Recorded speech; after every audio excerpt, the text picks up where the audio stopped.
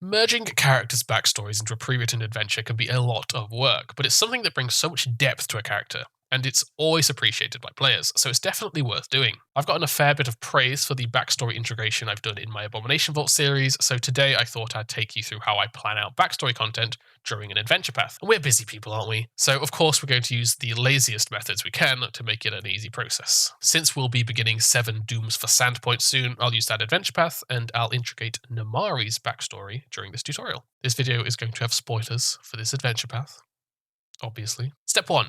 Has no shortcut. You need to know the story of the adventure you're planning to run if you're going to integrate your character's stories into it. So there's really no avoiding it. You just gotta read the adventure, dude. Once you have a basic understanding of the story, characters, and threats, you can start connecting similarities between your player's backstory and the adventure as written. In the case of Namari, the adventure calls for your party to have already completed an adventure and have gained some fame from it. Our group will have just completed the Fall of Plaguestone adventure. Unfortunately, that one takes place in Andoran, while 7 Dooms for Sandpoint takes place in Varisia.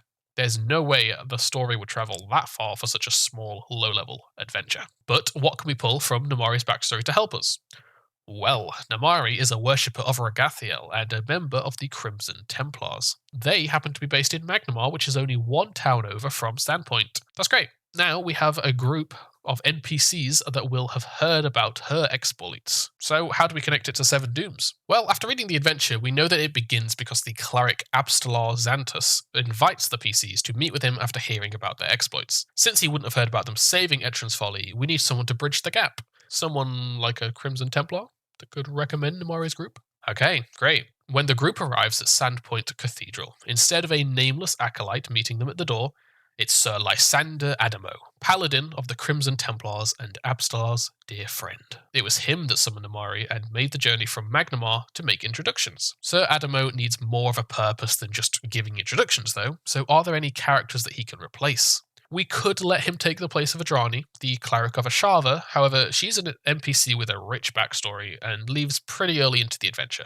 Since this NPC will act as an anchor for Namari and a trusted ally, it's better to allow them to stay for as long as they're needed. Instead, we'll replace an NPC with much less consequence. NAFA is already framed as a friend of Abstalar's and only really appears early into the story as he's the one in charge of the Boneyard. If we give Sir Adamo a strange fixation on the dead, perhaps by his choice of deity, Rathel, and his life sending deserving spirits to the grave, we can have him linger in Sandpoint and spend a lot of time in the Boneyard, entirely replacing NAFA. Okay, great. Now we have a reason for our heroes to be in Sandpoint and to get involved. We have an NPC to attach to Namari and ground her in Sandpoint past the initial request. Where can this grow and become something personal to her? Rathel is an imperial lord devoted to the destruction of fiends, and this story has no shortage of demons. They appear sporadically as early as chapter 1. With the Crimson Templars sighted so close to Sandpoint, the rise of fiend activity could certainly bring them descending on the town. Perhaps the Crimson Templars feel that the current faiths in Sandpoint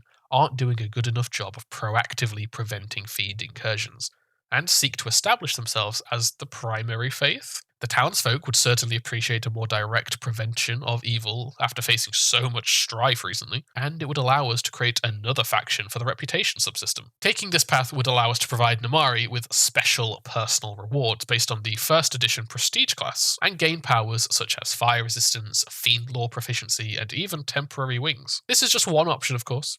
The Sandpoint Devil is a prominent and reoccurring theme of this adventure. Perhaps Rathel personally charges Namari with its destruction. There's tons of content in an adventure path that can be redirected to feel personal to a specific character with little to no actual changes needed. It's much more about attaching investment rather than reworking anything. You want to take a task or a story beat that the party would accomplish anyway, and make it feel like it was for them. Oh, that cult that they need to defeat to prevent the awakening of a powerful evil? It turns out that that cult arranged your parents' death, and now it's not a job, it's revenge.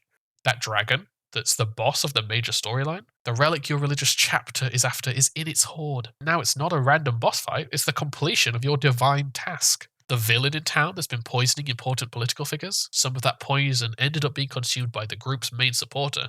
Now it's not a random side plot, it's how you get your favourite NPC back. Sometimes your players will write specific NPCs into their backstories, and sometimes you'll need to integrate them into the story directly, but more often than not, you can simply pull a side NPC out and slot the new NPC into their place with no changes to their initial intent or purpose. Then you just use that new NPC to create personal investment in the stuff that the party were going to do anyway. This feels really weird to say out loud, to be honest. It's like revealing that you've been using cheat codes in a video game, because if a player sees this video, the illusion's gonna shatter. I won't say it's the same as creating the illusion of choice, because it's not. The players still have full control over how they respond to their personalized content. It just nudges them towards a certain path because now it's about them. When our heroes arrive in Sandpoint and hear Abstar's request for help, it's no longer a stranger asking them to risk their lives for him. The presence of Sir Adamo makes it someone from Namari's order asking her to do her duty, and she won't want to disappoint them. With all honesty, this is probably the strongest manipulation technique I can teach you as a GM. If you want your party to take certain actions without railroading them, make it about them. Make it seem like the choice you want them to make is the one that benefits them. Once you've settled on which storyline you're going to assign to each character, it's just a case of noting down the changes that need to happen. In my case, I need to amend the Foundry module to replace the names NAFA and Random Acolyte,